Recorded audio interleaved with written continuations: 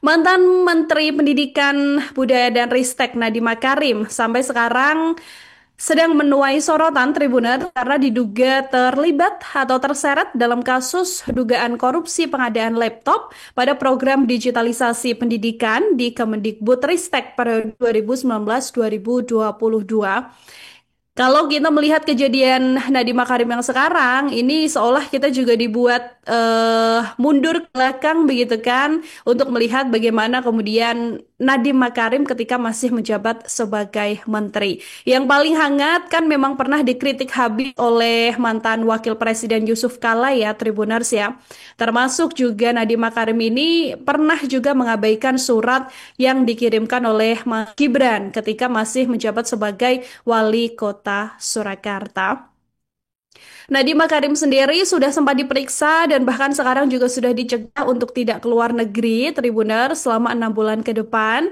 Ia diperiksa soal perkara begitu ya sebagai saksi atas dugaan korupsi pengadaan laptop Chromebook pada hari Senin 23 Juni 2025. Nadiem Makarim bersama tim kuasa hukumnya terlihat datang dan kemudian keluar dari gedung Bundar Kejagung kurang lebih jam 9 malam, Tribuners, setelah dimintai keterangan dari penyidik dari jam 9 pagi.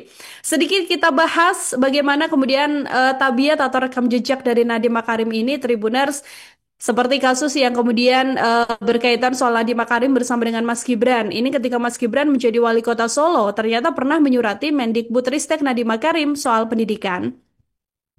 Saat ini disampaikan Gibran pada rapat koordinasi evaluasi kebijakan pendidikan dasar dan menengah di Hotel Sheraton Gandaria, Jakarta. Dalam surat ini tertulis 16 Juli 2024 dan ketika itu Mas Gibran mengaku tidak mendapatkan tanggapan dari Kemendikbudristek. Mas Gibran kala itu mempermasalahkan atau mengeluhkan soal zonasi begitu ya. Tribuners ya, termasuk juga dengan program Nadiem Makarim yaitu Merdeka Belajar dan juga ujian nasional. Nggak berhenti di Mas Gibran aja, banyak pihak juga yang juga sempat mengkritisi Nadiem Makarim. Seperti diantaranya adalah mantan Wakil Presiden Yusuf Kala.